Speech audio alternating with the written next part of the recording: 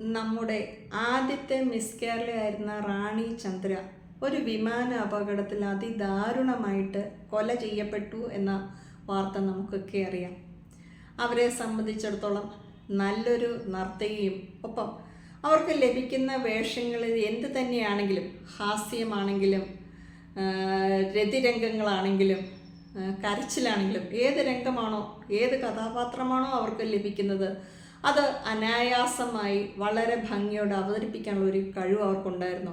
Miss Kerala ആയതുകൊണ്ട് തന്നെ അവർക്ക് അത്യാവശ്യം നല്ല സൗന്ദര്യമുണ്ടായിരുന്നുവെന്നും നമുക്കറിയാം. ഇപ്പോൾ ഇവരെക്കുറിച്ച് ഒരുപാട് കഥകളൊക്കെ പ്രചരിക്കുന്നുണ്ട് എങ്കിലും നമ്മൾ ആദ്യമായിട്ട് മനസ്സിലാക്കേണ്ടത് ആ ഒരു പ്രായത്തിൽ ഇവർ സിനിമയിൽ തിളങ്ങി നിൽക്കുന്ന സമയത്ത് ഡോക്ടർ മോഹൻദാസുമായിട്ട് പ്രണയത്തിലാകുകയും അദ്ദേഹത്തിൻ്റെ ഒപ്പം ചിത്രങ്ങളിൽ അഭിനയിക്കുകയുമൊക്കെ ചെയ്തിട്ടുണ്ട്. അപ്പോൾ ഈ പ്രണയം ഇങ്ങനെ കത്തി പടർന്ന സിരകളിലൊരു ആവേശമായിട്ട് നിൽക്കുന്ന സമയത്ത് ഇവർക്ക് മനസ്സിൽ വല്ലാത്തൊരു ആഗ്രഹം ഉദിച്ചു. അത് ചിലപ്പോൾ രണ്ടുപേരും തമ്മിലുള്ള പ്രണയ സല്ലാപത്തിൻ്റെയൊക്കെ ബാക്കി പത്രമായിട്ടായിരിക്കാം അവർക്ക് ഒരു വൈബ്രേറ്റർ വേണമെന്ന്. അപ്പോൾ ഈ വൈബ്രേറ്റർ എന്നുള്ള സാധനം ഇന്നൊക്കെ വളരെ പ്രശസ്തമാണെങ്കിലും അക്കാലത്ത് സ്ത്രീക്ക് സ്വയം ഭോഗം ചെയ്യുന്നതിനായിട്ട് ഇത്തരത്തിലുള്ള ഒരു ഉപകരണമുണ്ട്, ഇറങ്ങിയിട്ടുണ്ട് എന്ന് കേൾക്കുമ്പോൾ പല നടിമാർക്ക് രഹസ്യ ആഗ്രഹമൊക്കെ ഉള്ളിൽ തോന്നിയിട്ടുണ്ടെങ്കിലും ഒരു നിഷ്കളങ്കതയും ഒപ്പം യൗവനത്തിൻ്റെ എല്ലാ ആവേശവും ഉള്ളിൽ ഒളിപ്പിച്ച റാണി ചന്ദ്രയ്ക്ക് ഇത് കിട്ടാതെ ഉറക്കം വരത്തില്ല എന്നൊരു സ്റ്റേജിലെത്തി. അപ്പോൾ ഇവരിതെങ്ങനെ സംഘടിപ്പിക്കുമെന്നോർത്ത് സാധാരണഗതിയിൽ സ്ത്രീകളൊക്കെ ആണെങ്കിൽ അവരുടെ സുഹൃത്തുക്കൾ പെണ്ണുങ്ങളോടാണ് പറയുന്നത്. പക്ഷേ റാണി ചന്ദ്രയെ സംബന്ധിച്ചിടത്തോളം അവർക്ക് കള്ളത്തരോ ഒന്നുമില്ല. മനസ്സിൽ തോന്നുന്നത് എന്താണോ അത് കൃത്യമായിട്ട് ചെയ്യുക. അല്ലാണ്ട് മറ്റു പല നടിമാരെ പോലെ ജാടയില്ല, ഒരാളെ താഴ്ന്ന വ്യക്തിയായിട്ട് കണക്കാക്കുന്ന ശീലമില്ല, ഒരു കള്ളത്തരമില്ല എന്നതിലുപരി അല്പം നാണവും വളരെ കുറവുള്ള വ്യക്തിയായിരുന്നു എന്ന് വേണം മനസ്സിലാക്കാൻ. എന്തായാലും അത് അവരുടെ പേഴ്സണൽ അസിസ്റ്റൻ്റായ അല്ലെങ്കിൽ മേക്കപ്പ് മാനായിരുന്ന ദേവസി തന്നെ അദ്ദേഹത്തിൻ്റെ പുസ്തകത്തിൽ എഴുതിയതാണ്. അപ്പോൾ റാണി ചന്ദ്രയ്ക്ക് ഈ ഒരു സാധനം വേണം. എങ്ങനെ എഴുതി കിട്ടാണ്ട് പുള്ളിക്കാരിക്ക് ഉറക്കമില്ല. അപ്പോൾ പുള്ളിക്കാരിക്ക് വിദേശത്തേക്ക് പോകാനുള്ള അല്ലെങ്കിൽ ഈ സാധനം ലഭിക്കുന്ന സ്ഥലത്തേക്ക് പോകാനുള്ള സിനിമകളോ കാര്യങ്ങളൊന്നുമില്ല. അപ്പോൾ ഈ ദേവസിയോട് വളരെ സോപ്പിട്ട് പതിപ്പിച്ചേ ഈ ഒരു സാധനം എത്തിക്കാമോ എന്ന് ചോദിച്ചു. അത് ചിന്തിക്കണം, അദ്ദേഹം പ്രായമുള്ള വ്യക്തിയാണ്, ഇവിടെ വിവാഹിതയാണ്, എന്തേലും ആട്ടെ. സാധാരണ ഇതിൽ അന്നത്തെ കാലമാണ്, ഇന്നത്തെ കാലമല്ല.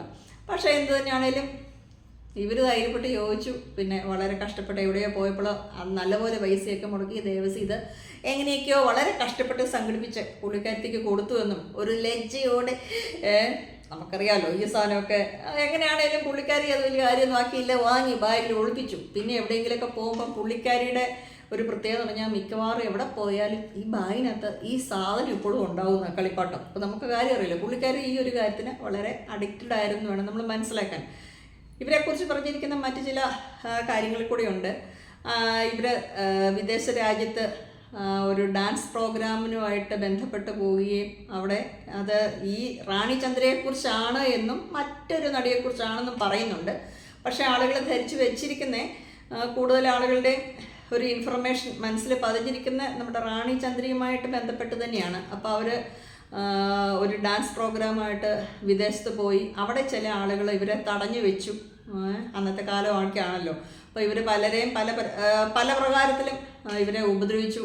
എങ്ങനെയാണെങ്കിലും 2-3 ദിവസം ഒരു ഗ്യാങ്ങിൻ്റെ കയ്യിൽ അല്ലെങ്കിൽ ഇവരെ പ്രോഗ്രാം അവതരിപ്പിക്കാൻ വേണ്ടിയിട്ട് കൂട്ടിക്കൊണ്ടുപോയ ആളുകൾ മനഃപൂർവ്വം ചതിയിൽപ്പെടുത്തിയതാണെന്നും ഇവർ അവരുടെ കസ്റ്റഡിയിൽ എങ്ങനെയോ പെട്ടുപോയെന്നും വളരെ കഷ്ടപ്പെട്ടാണ് അവരവിടുന്ന് രക്ഷപ്പെട്ടതെന്നും അങ്ങനെ അവർ വന്നു എങ്ങനെയൊക്കെയോ നാട് പിടിക്കാനുള്ള ശ്രമത്തിനിടയിലാണ് ആ വിമാനാപകടം ഉണ്ടായി അവരുടെ മരണപ്പെടുന്നതെന്നുമൊക്കെയാണ് അക്കാലത്ത് ഒളിഞ്ഞും തെളിഞ്ഞുമൊക്കെ പ്രചരിച്ചിരുന്ന വാർത്ത. ഇതാരെ അപമാനിക്കാനൊന്നുമില്ല, ഇതിലെ കാര്യമൊന്നും നമുക്ക് അറിയില്ല, അന്നത്തെ കാലത്തുള്ള കാര്യമാണല്ലോ. അതുപോലെ തന്നെ സ്വപ്നാടനം എന്ന സിനിമയിൽ അഭിനയിക്കുകയും മികച്ച നടിക്കുള്ള അവാർഡ് കരസ്ഥമാക്കുകയും ചെയ്ത ഒരു വ്യക്തിയാണ്. സാധാരണഗതിയിൽ ഈ റാണി ചന്ദ്രയുടെ പൊതു സ്വഭാവം എന്ന് വെച്ചാൽ അവർക്കിങ്ങനെ തൻ്റെ ശരീരം ആളുകളെ കാണിക്കുന്നതിനോടൊന്നും വലിയ താല്പര്യമുണ്ടായിരുന്നില്ല. എന്നാൽ ഈ റാണി ചന്ദ്രയുടെ ശരീരം അർദ്ധനഗ്ന മേനി ആളുകളിൽ എത്തിച്ചൊരു സെക്സ് സിമ്പിളായിട്ട് ഇവരെ മാറ്റിയെടുത്ത വ്യക്തി എന്ന് പറയുന്നത് നമ്മുടെ ഐ വി ശശിയാണ്.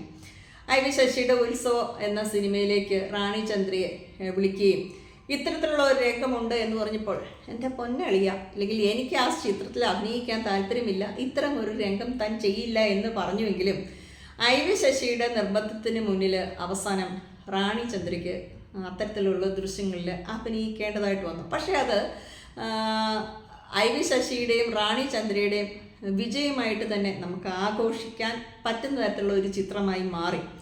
ഐ വി ശശിയുടെ പ്രത്യേകതയൊക്കെ നമുക്കറിയാം.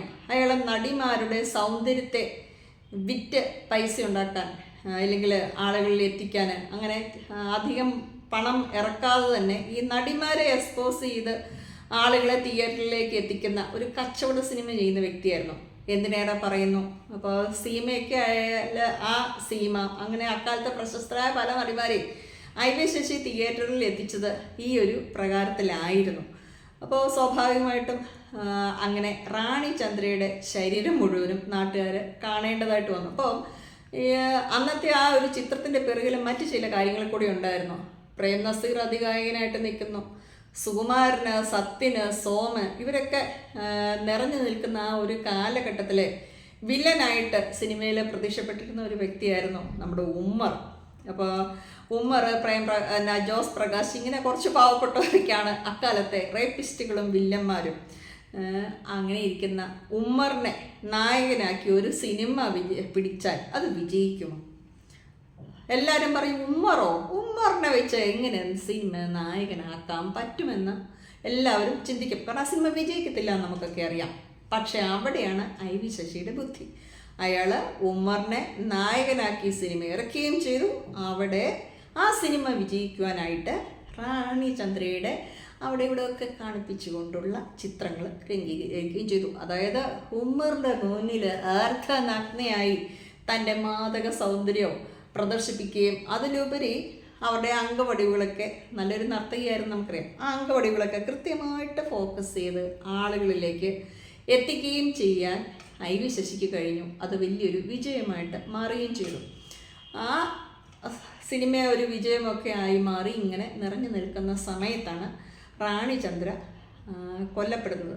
ആ വിമാന അപകടത്തിൽ റാണി ചന്ദ്ര ഉൾപ്പെടെ അവരുടെ കുടുംബത്തിലുള്ള എല്ലാ ആളുകളും മരണപ്പെട്ടു. അവരുടെ കുടുംബ സുഹൃത്തായ ഒരു വ്യക്തി ഉണ്ടായിരുന്നു, അവരും ഈ വിമാന അപകടത്തിൽ കൊല്ലപ്പെട്ടു എന്നാണ് അടുത്ത കാലം വരെയും ആളുകൾ ധരിച്ചു വെച്ചിരുന്നത്. എന്നാൽ കുറച്ച് വർഷങ്ങൾക്ക് മുന്നേ ആ വിമാനത്തിൽ കൊല്ലപ്പെട്ടു എന്ന് ധരിച്ചു വെച്ചിരുന്നയാൾ ലാസ്റ്റ് ടൈം ടിക്കറ്റ് ക്യാൻസലാക്കി താൻ അതിൽ പോകുന്നില്ല എന്നും പക്ഷേ ആൾക്കാരൊക്കെ തന്നെ മോശമായിട്ട് അല്ലെങ്കിൽ മറ്റു തരത്തിൽ ചിത്രീകരിക്കും എന്നൊക്കെ ഭയന്ന് ഒളിവിൽ താമസിച്ചു എന്നൊക്കെയാണ് പറയുന്നത്. ആ വാദഗതികൾ എത്രമാത്രം വിശ്വാസയോഗ്യമാണെന്നൊന്നും അറിയില്ല. കാരണം അയാൾ വിമാനാപകടത്തിൽ കൊല്ലപ്പെട്ടിരുന്നു എന്ന് ധരിച്ചു വെച്ച ഒരാൾ ആ ലാസ്റ്റ് ടൈം വിമാനത്തിൽ കയറിയില്ല.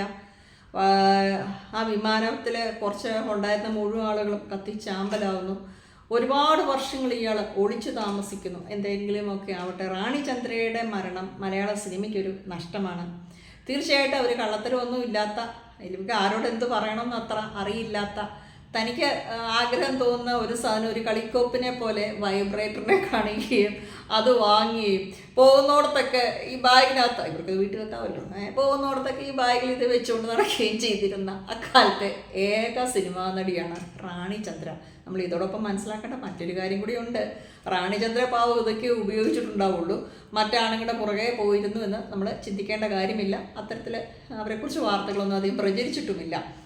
മറ്റു പലർക്കും വൈബ്രേറ്റർ ആവശ്യമില്ല. കാരണം അന്നത്തെ കാലത്തായിരുന്നല്ലോ നമ്മുടെ റാണി പത്മിനി, നമ്മുടെ വിജയശ്രീ ഉൾപ്പെടെയുള്ള ധാരാളം നടിമാരുള്ള കാലമാണ്.